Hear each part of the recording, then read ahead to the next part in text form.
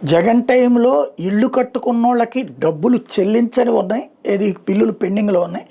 అదే సందర్భంలో కొంతమందికి అడ్వాన్స్ కూడా ఇచ్చారట. మేబీ పార్టీ సింపథైజర్స్కి ఏమో అడ్వాన్సులు కూడా పే చేశారట ఇల్లు కట్టుకోవడానికి.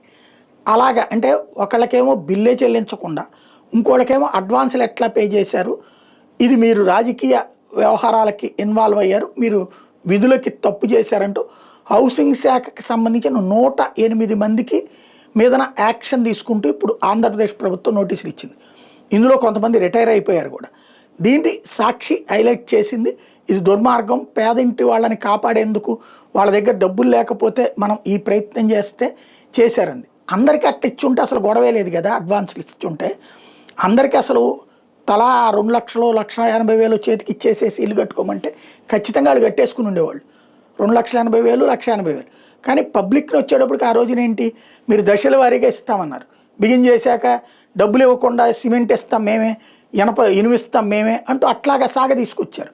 దానివల్ల లేట్ అయింది. లేకపోతే జగన్ ఉన్నప్పుడే ఆ ఇళ్ళన్నీ కన్స్ట్రక్షన్ పూర్తయ్యేది, గొప్పగా చెప్పుకోవడానికి వీలుండేది. ఇప్పుడు ఆనాడు కొంతమందికి అడ్వాన్సులు తీసుకున్నారట. ఆ అడ్వాన్సులు ఇచ్చిన అధికారులకి ఇప్పుడు చుక్కలు చూపిస్తోంది బాబు సర్కార్.